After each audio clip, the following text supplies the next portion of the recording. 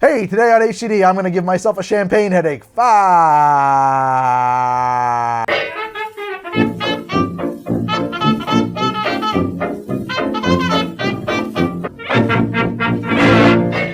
This year, I decided to really cut loose on New Year's Eve. I decided to see what this whole champagne and caviar business was all about. So after we tucked the kids into bed, my wife and I sat around the kitchen table with a bottle of Dom Perignon and a little bit of caviar. A little extravagant, but not really all that crazy when you think about, what you might spend on a date night, and that was our date night. And I thought, hot damn, this is good champagne. But then I thought about all the blind taste tests I do on here, and I realized I had no idea if this stuff was actually tasting any better to me than my more typical $20 bottle of whatever that I felt like buying on that day. So today, we're going to figure out if expensive champagne is bullshit. And I'm going to tell you, I don't really have a dog in this race. Dog in this race? Dog in this fight, horse in this race, skin in the game. You get a dog, you put it in a fight.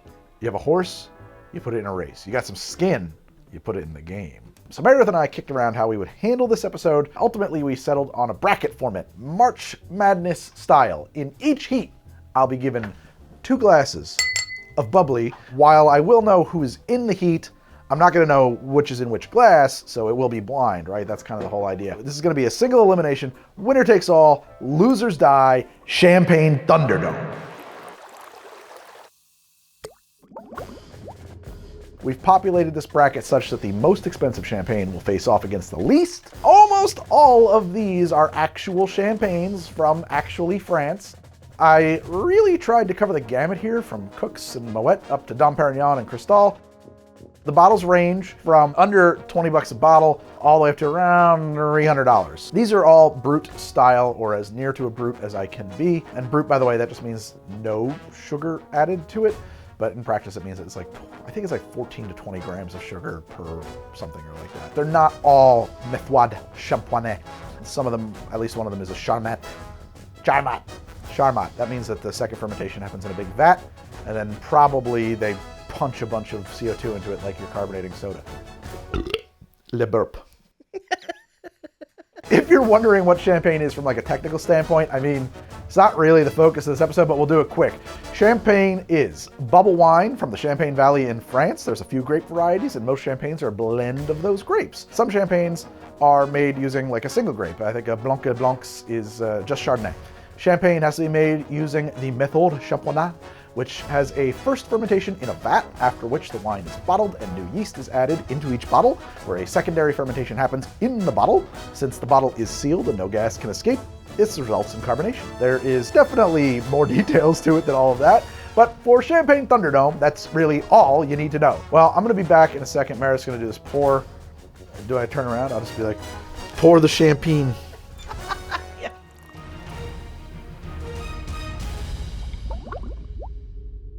So we've got Cristal and Cooks, $300 something a bottle. I think this was $305, and this was 10 bucks of American Chamat method champagne. Okay.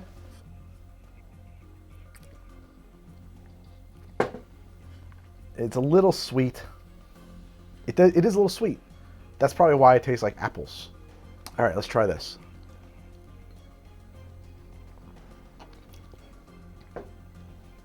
That is crisp and dry, with tartness in your mouth.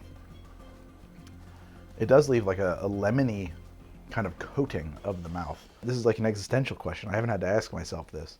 I've never had 2 different champagnes and had to pick which one is better.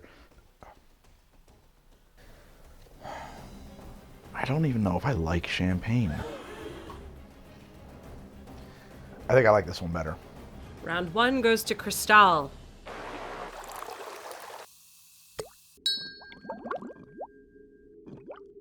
Cooks. Well, you gave it a shot. What's the next heat? Dom Perignon. Dome. And Gruet. Gruet and Dom.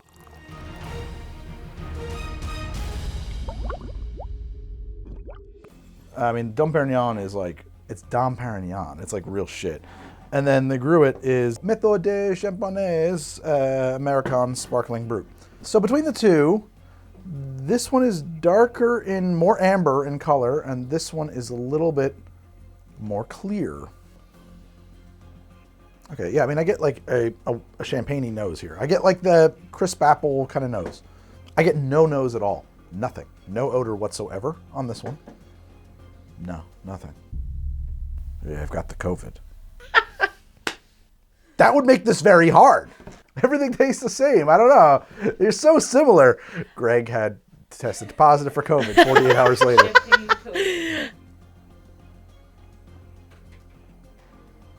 Okay. Whoa. That one like really inflated in my mouth, but not this one. I mean, I could flip a coin. I do find that with the champagnes, the more time you spend with them, they start to move further apart, which is interesting. I wouldn't say that one of these is significantly sweeter than the other. It's tough to tell the difference. I'll say this, these two don't taste anything like the last two.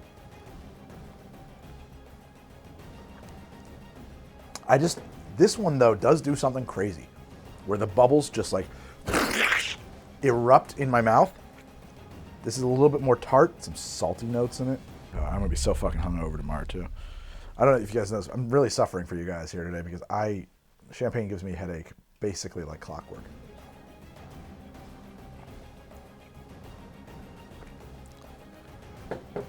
Which one do I like better?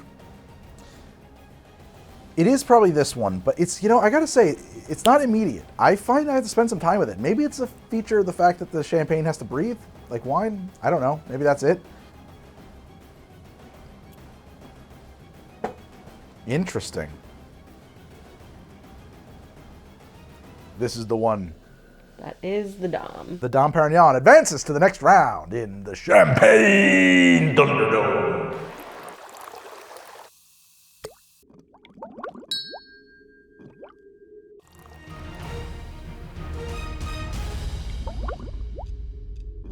Perrier, if you look, most of their offerings are much more affordable. This was like $200. This is Argyle American Brut. That's pretty sweet. That's pretty dry. I like this. That is the Argyle. It is? Yep. Interesting.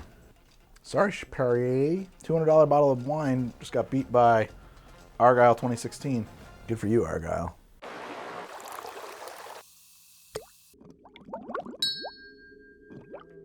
Huge upset here on the field today, Meredith. What do you think about the Perrier falling short of expectations? An Argyle, real Cinderella story, going the distance. I have to say, I'm not really that surprised. The Perrier, they really, they upped their uniforms. They got some money this year, but it's really just the same old team at the core. That's right. It's all show, no go. More coverage of this year's Champagne Thunderdome right after this.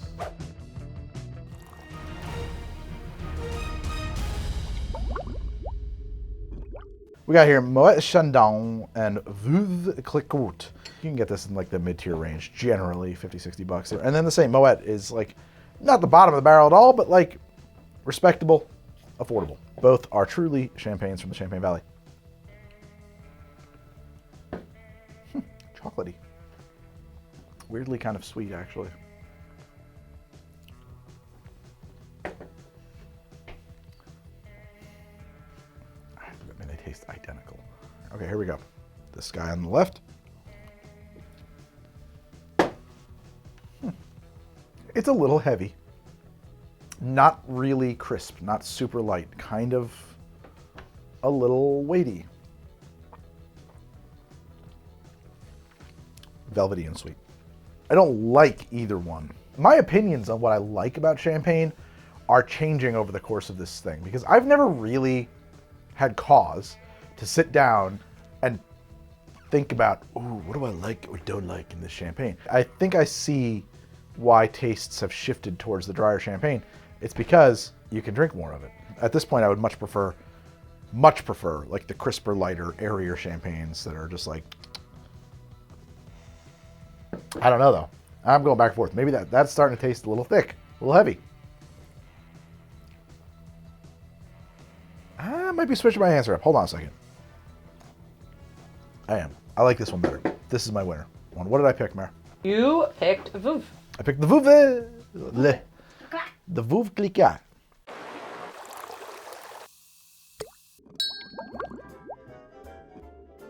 Going into the semifinals, we've got what now, Meredith? Say that one more time for me. We've got Cristal versus Argyle. Cristal versus Argyle. Ooh. The best from the West versus the belle of the ball. I don't know. And what else have we got? And then Don. Dom, by the way. Dom with an M, not Don. Oh. Old Donnie Pérignon. Versus what now? The Cliquot. Yeah, there's only one American left in the game. Only one American left in the game. It's this Argyle from Oregon. This unheard of sparkling wine going toe to toe with the Titans of Bubbles.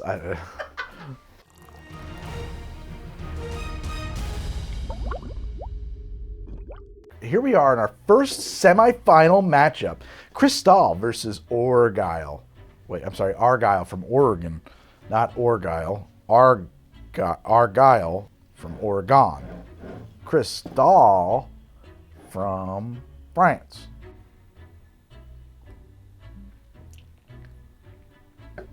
Touch of saltiness there. This has a slightly thicker mouthfeel. I'm not gonna lie, that's tight. That's close. I would be very impressed if a sommelier could blind tell these apart in the dark. I know I don't have that kind of like a skill level, but like, I don't know. I think you're gonna have a really hard time. Well, I mean, just going by my gut, I like this one better. I'm gonna go with this one. That one has a lighter, crispier, to my taste. Right now, at this particular moment, that has a lighter mouth and texture. Before we commit, let me just taste one more time.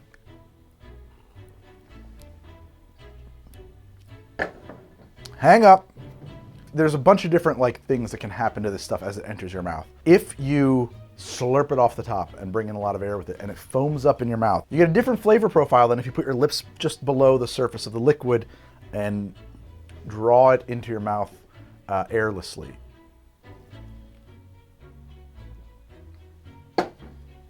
That is crisp and apple. That is almost, by comparison, somewhat flavorless. I like this. In overtime, Cristal wins. Cristal beats the Argyle. Wow.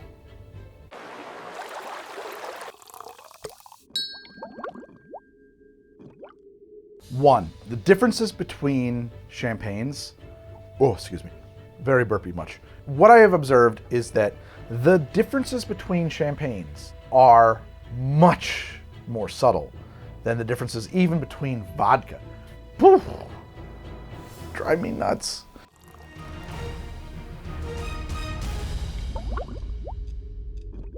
Meredith, what do we have up here on the field? Who's coming out here into the field of play, Meredith? We've got the big guy, Dom. The Dom.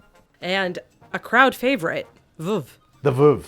I'm sorry. I just feel like...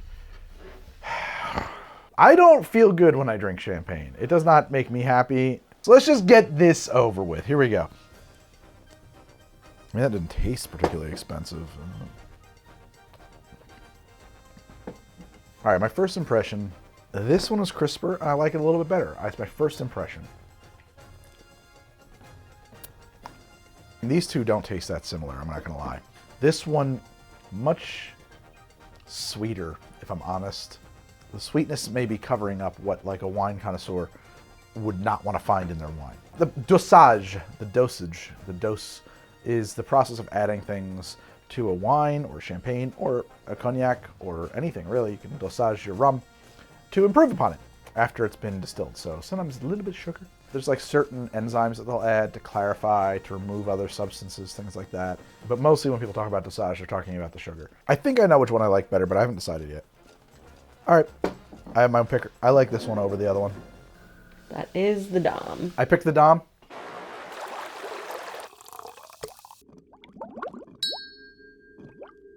I mean, that settles it then. Expensive champagne is not bullshit. They're much easier to drink. I get a headache no matter what I drink. It doesn't matter. This champagne just gives me an immediate... I'm in screaming agony right now. I just want to murder everything I see. It just inspires in me rage and pain. Coming up next, we're going into the final heat of this Champagne Thunderdome. Apparently it's Dom Pérignon versus Cristal.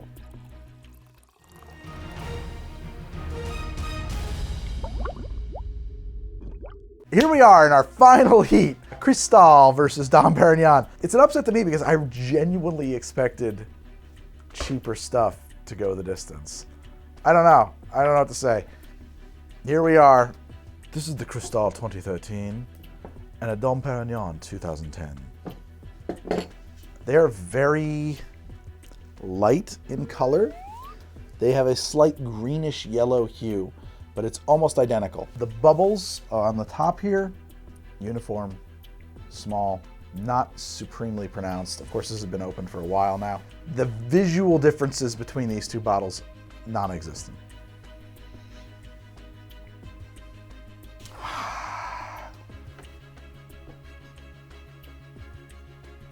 There might be a touch of mint in this one, in the nose. Maybe. Here we go. That was the good sip. I was pretty fed up with champagne up until that moment. I was like, I have a headache. I hate drinking this stuff. And then I had the good sip. You might know what the good sip is. You have a sip of something and you're like, oh, damn, that really clicks. This one is slightly more appley.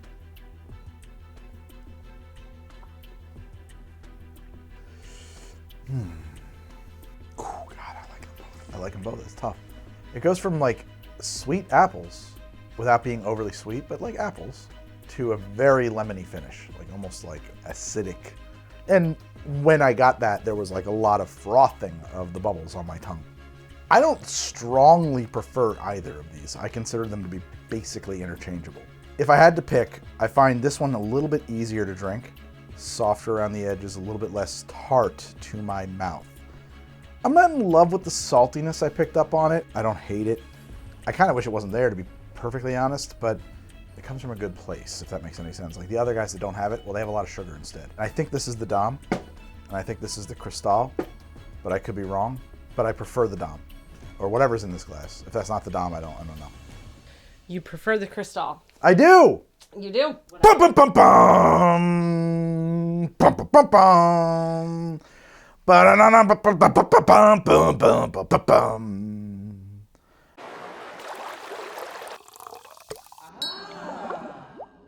After game report with Meredith. After watching you do this, if I were going to spend my money, I'd go with Argyle. I agree with that, 100%. For your money. Boy, is the Argyle a tough beat. How much was this stuff? I think between $20 and $30, but we'll put it on screen. Yeah, let's try this Argyle again, just out of curiosity. That is crisp and dry and lemony, and I like it. This is the Cristal. Similar, and I like it. And that's the Dom. Yeah, that saltiness, that just shows up once in a while. It shows up once in a while, I think, at random on any champagne. I can't quite figure out where it comes from. I don't think if you lined up this Argyle, this Dom, and this Cristal together, you could pick them out of a lineup. I just screwed up the pricing on this because I'm sure this will go through the roof now. So yeah, I would say Argyle's a phenomenal buy for $30. Phenomenal buy. I swear it can go toe-to-toe with Cristal and Dom Pérignon. This is a boring result. I really didn't expect the expensive champagnes to win, but they did. You like an underdog, so yeah. Everybody wants to eat the rich. And then you taste them and you're like, they're fucking delicious. Is expensive champagne bullshit? Kinda, but kinda not. You're more likely to find high quality stuff at the top end of the price range, but it doesn't mean that it's the only place you're gonna, there's not a linear scale there, you know? Anyway, that's the show. Thank you guys so much for watching. I hope this was kind of fun. It was a weird one. We were trying some different here. You can find me on the social medias at the stuff down there. I'm on most of them. You want to find me on Twitter? I'm on Twitter. You'll find me. I'm there. You like my Instagram? I'm on Instagram. You think you can find me? Find me. It's right there. But I will see you guys all very soon with another episode of HGD. Thank you so much for watching. Bye. See you next time. I'll tell you what, the champagne makes me mouthy. Makes me real mouthy. I get real fucking mouthy when I get on that champagne. I'm hitting the stop button. This is where I stop the show from. So this is the end.